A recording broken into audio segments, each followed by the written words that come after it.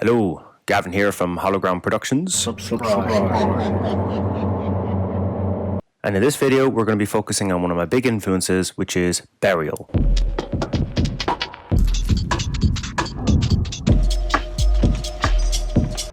I'm going to be covering burial in 4 videos. This is part 1, where we focus on drums and bass. Part 2 will focus on atmospheres and textures. Part 3 will be the final arrangement. And part 4 will be how can we take the general sound design and ideas of burial and then making it sound like ourselves, because there's no point just sounding like burial. I should say at this point that my album Flesh has recently come out on In the Event of Capture. The music has strong influences from artists such as Burial, but also including Leon Vinehall and Bonobo. And if you're in any way interested in hearing the music that I actually do by myself, then feel free to support and take a listen. Okay, let's get started by focusing on Open up an instance of Simpler, drag it in, and then find a sample with some Foley and field recording with which we're going to find a kick. I'm going to draw out a groove in the MIDI. It sounds like crap now, but we're going to do an awful lot of processing to it. Also add these offbeat kicks in an upper octave and just drag them forward a little bit so it's got a bit of swing. And drag the notes out so therefore you can hear the texture from the file. FabFilter to scoop out all the highs and then create a really big bass fundamental. This is going to make it really beefy. Then add OTT and EQ8 to give a bit more love to the bass and to use the mid-side EQ to roll off the stereo in the lows. Go into the MIDI notes and affect the volume on each of the off hits so they don't all hit at the same volume.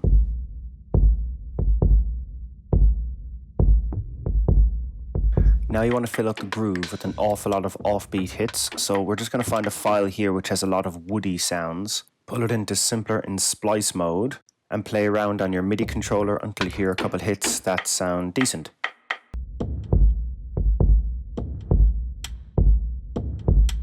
So I'm going to draw them in and move them around until I find a groove that I quite like. See, I like this. It's on the offbeat and it's giving it a bit of swing. I prefer not to use the swing presets. I like to just turn off the grid and then move things slightly forward like this, because then it sounds a bit more organic. EQ rolling off the lows, but not all of them, because you do need a low level thump, and boosting the highs. You could do all of this within one drum rack, but I prefer to do them all in different tracks. Add to the groove by dragging in another sample into Simpler and then going to Slice, and again starting to draw out elements in the groove, but make sure that they hit at points that the other notes don't hit.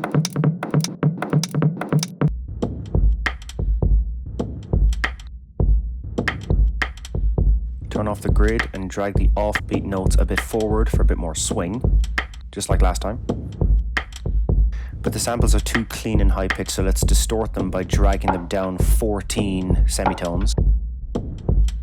Now we're going to boost the mids very severely, which sounds terrible, but then we're going to glue them back down and then EQ the spike again, but you end up with that really burial style resonant sound.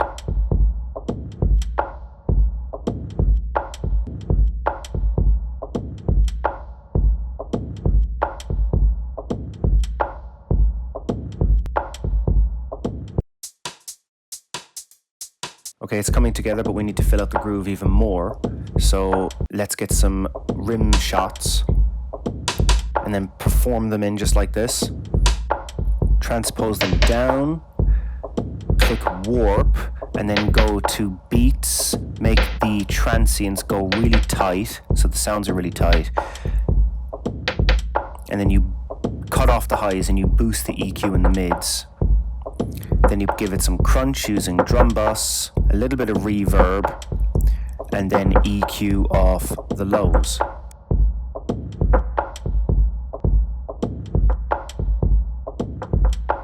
None of the sounds should be overly prominent or piercing. Now we're going to draw on some hi-hats.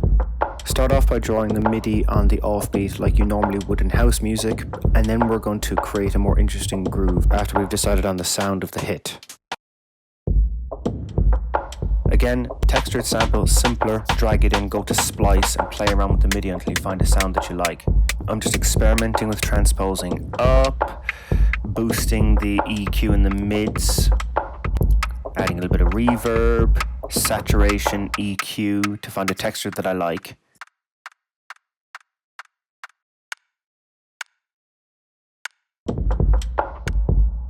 Turn off the grid and start moving some of them forward and back to make them sound a bit less stiff and more natural.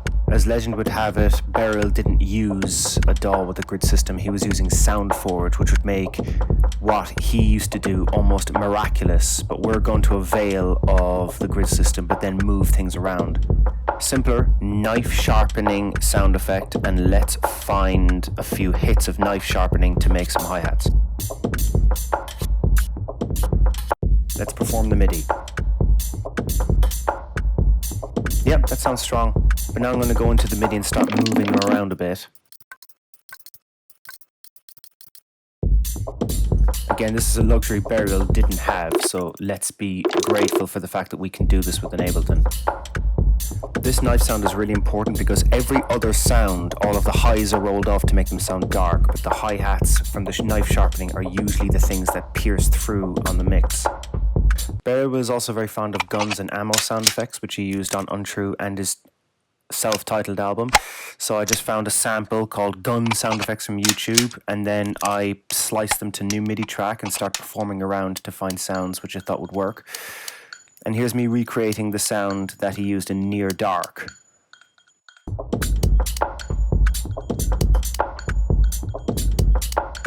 Open a second instance of the guns and ammo and then just put in some really low-end textures, which are very quiet, but they add a lot of texture to the mix.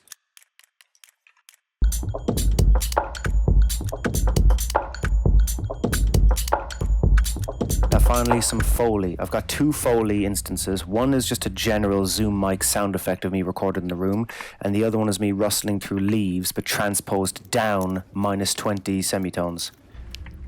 Then you put them both together, you roll off the lows, you glue them together, you add a little bit of reverb, you intensify it with a little bit of OTT, and then again roll off the lows. And all together it sounds like this. Group all of these drums and textures together and add another OTT. One neat trick is to play around with the tempo on every bar so it slows down from 135 to 120 every bar. Lovely. Now let's move on to the Now the bass is going to come in two layers, the sub layer and the harmonics layer. But let's start off by drawing in the MIDI in the sub layer. 4 notes. Do do do do. A bit like the bass in etched headplate. Put it in mono and add some glide.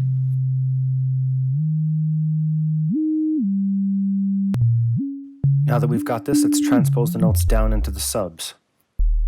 To layer it, right-click on the instrument and click Group, and then you click on the 3 lines here and you duplicate it. And one of them will be sub, and this one here will be for harmonics. You create harmonics using the sine wave and classic unison, 8 voices and 90% amount. The reason why we do this in 2 layers is because if you add unison to the sub, it will make the sub unstable. The audio effects that you add to your harmonics line will be saturator, cutting off the lows, and reverb. So let's have a listen.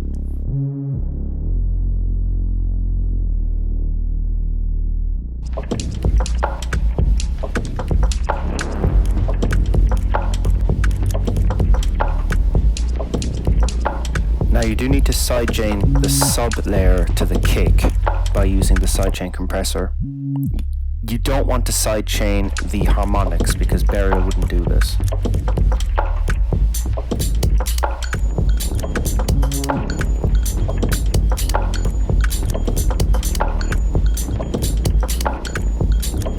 So this brings us to the end of part 1, where we have the basis for the drums and the bass. The next video, we're going to be talking about how to make atmospheres, and it's going to be much more sample focused, just pulling samples from anywhere and making them work atmospherically. So I hope you enjoyed this video, so don't forget to subscribe, and I'll see you all next time.